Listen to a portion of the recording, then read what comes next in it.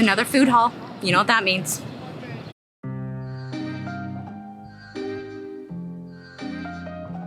Let's just call it 2024 is the summer of the food hall.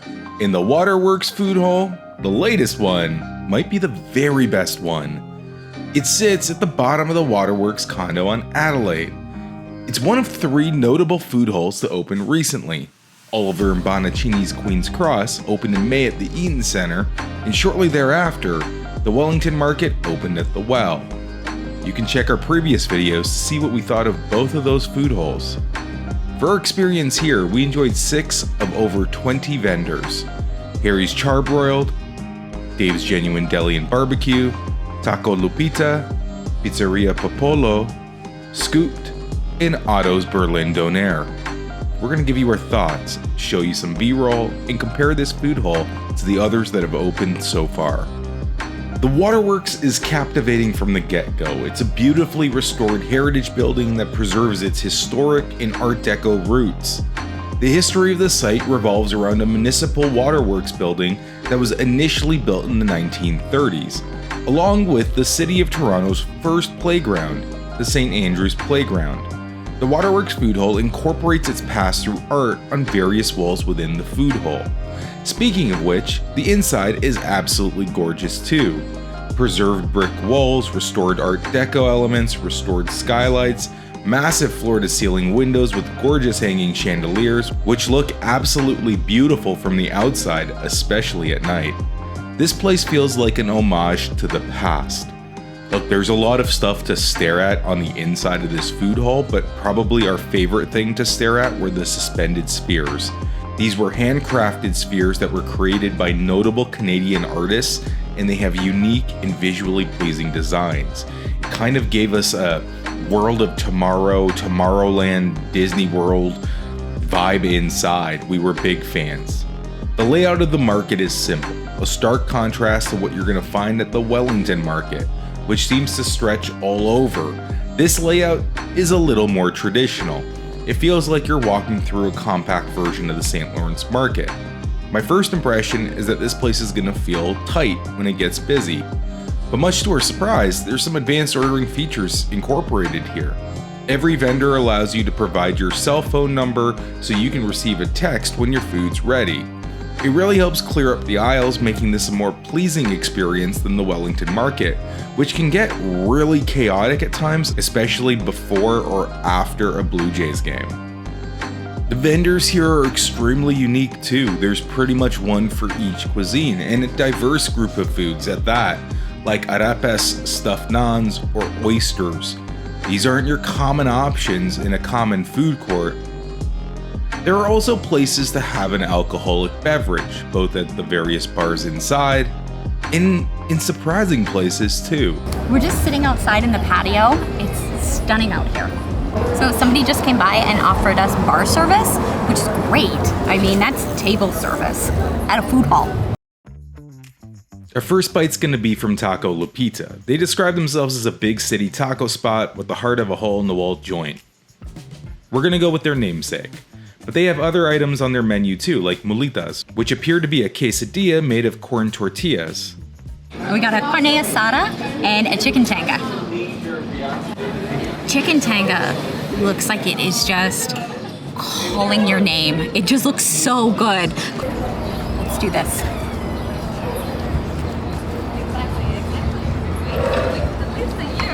The chicken tinga was a slam dunk. The taco was packed to the brim, the salsa had acidity, and the veggies were fresh and added good crunch.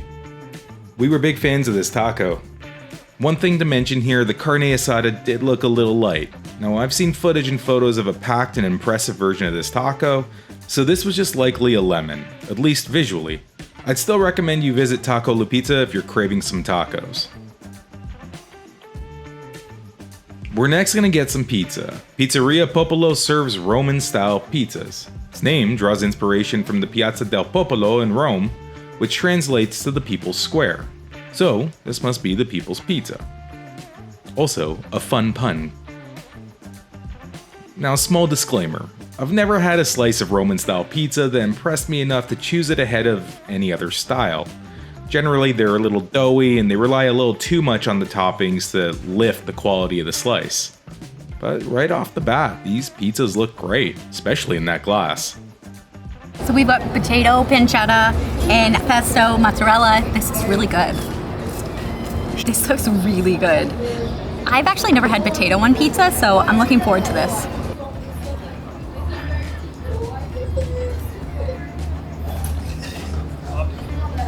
That pancetta really kicks it up a next notch. It is so good. Guys, that is sopressata and hot honey, green olives, and ricotta on top. These olives look so good. I don't know the variety or the type of olive, but I'm excited to try it. Now, did this change my mind? Yes. Honestly, yes. Both slices were different and they were great. Each of the 3 food halls have different slices. At Queen's Cross, Libretto is serving up New York style and Sicilian style slices. And at The Well, you can find Prince Street Pizza, which is known for their New York squares. Between all 3, I have to say Pizzeria Pomodoro is the best. It tasted great, it had fantastic texture, and its assortment of slices was diverse with a lot of different options. It's also the most expensive of the 3, clocking in at $8 per slice. So, food for thought. Now, Otto's Berlin Donaire isn't new. They're one of the best takeout spots you can find within the Kensington market. Otto's is all about Berlin street food, the Donaire kebab and the currywurst. If you've ever had a Donaire in Halifax or Alberta, you'll probably notice that this is a little different. The Donaire kebab is served on a crispy flatbread with a garlic-based sauce. There's limited sweetness with that sauce, and the wraps aren't packed like the Halifax Donaire is. Now for our visit today, we stuck with halloumi as our option for the Donaire, but you can get this with veal and lamb, you can get this with chicken, and there's a vegetarian option as well. That was that cheese. That was that squeaky fried goodness that you're looking for. The halloumi is so good that you might want to consider ordering an actual side of halloumi sticks, which is like a halloumi version of a mozzarella stick. The halloumi is so nicely fried, and when you bite into it, it's still like a cheese curd, like the way you can kind of squeak it around. This is awesome. Otto's Berlin Donaire is an excellent spot. We've been there before, and while we've never been so halloumi focused as we were on this trip, we've been way more than satisfied every time we go. This time was no different. Halfway through this food journey, and I gotta be honest with you, I've been super impressed with the quality of food here. It's not just that each meal has been good, but it feels like each meal has been better than the last. Harry's Charbroiled has history. It dates all the way back to 1968, and since then, it has exchanged hands a few times, and recently it was revived as a food truck. They do have a few locations today, including one in Picton and one in the Waterworks. Of course, they have burgers on their menu, fries and poutines, milkshakes. But what really stands out here is how many burgers they have on their menu. Now look, I took a bit of a risk. We could have gotten a regular 4-ounce burger here, the Plain Jane or something similar. But the word on the street is that the chorizo burger is what you have to get. So the red burger is a 4-ounce chorizo patty. It's got Havarti cheese, it's got a jalapeno mayo, and it's got a pineapple on top too.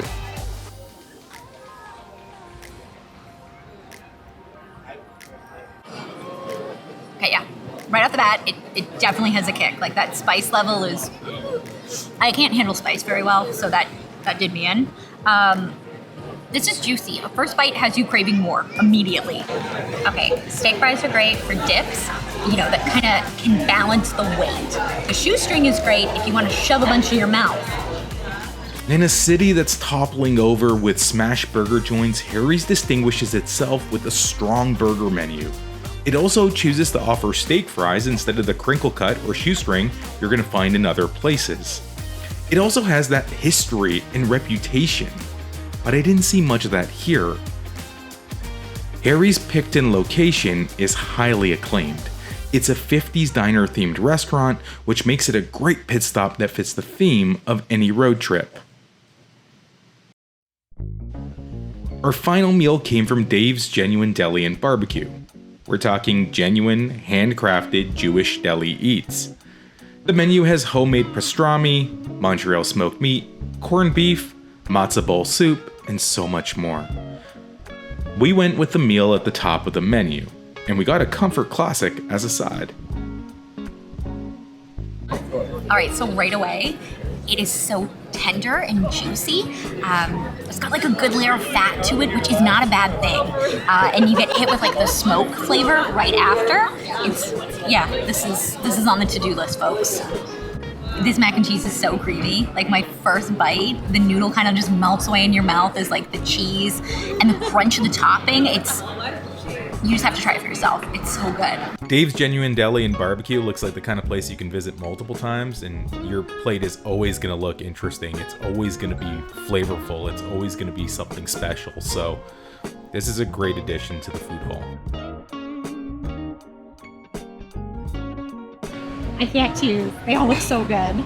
So we went to Dimitri's Ice Cream last. We got a Dolce Banana scoop and a Strawberry Blush scoop on a waffle cone. This looks so good. Like, is this not quintessential summer? Oh my God, it's so good. If you need me, I will be here all summer doing exactly this. It's so good. And now our thoughts. The Waterworks Food Hall is absolutely worth it. I don't think there was a single vendor that we visited where it felt like the value wasn't there. Everything was excellent, short of maybe one item. The Waterworks Food Hall is a must visit. The space is naturally vibrant without requiring a DJ. The history is preserved as opposed to hidden behind neon lights, and the food is cooked and served in front of you. It really shines in a very different way. I love this space. It actually felt special. We'll have to come back to try the remaining vendors, and we'll share that with you too. But for now, you should check this space out on your own. As always, if you like our content, please give it a like. If you want to see more stuff from us in the city of Toronto, please give us a subscribe. We'll see you soon, and thank you so much for watching. Walking through Toronto, enjoying an ice cream, got my fairy lights. You can ask for more. Money. You could ask for money. That's tacky. Free vacation. Now that I will ask for.